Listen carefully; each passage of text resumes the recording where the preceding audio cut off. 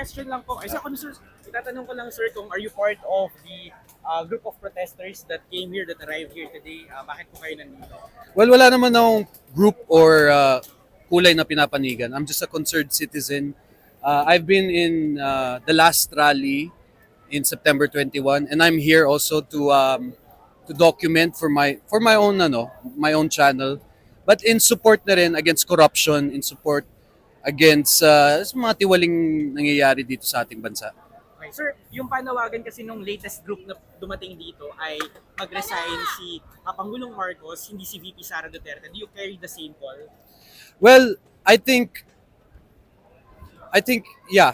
Sa tingin ko dapat lang siya mag-resign kasi sa lahat ng bagyong dumaan, sa lahat ng nasalanta sa flooding, who are we to blame kundi yung administrasyon niya lang. Pero at the same time, in my opinion, I don't think he's gonna resign. Kasi I don't think aaminin, pag nag-resign siya, kumbaga parang inaamin na niya eh. So ang tingin ko pag-asa na lang natin is to wait out these 2 years for the next elections.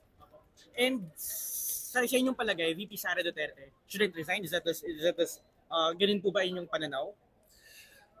I can't say much about VP Sara, but ang opinion ko is pag siya ang naging presidente, I'm sure ipapakulong niya ang lahat ng involved dito sa flood control scandal. So you said here na pumunta po kayo dito as a concerned citizen. Would you say that you also came here as a content creator? Do you plan to vlog about this? Yes, at the same time.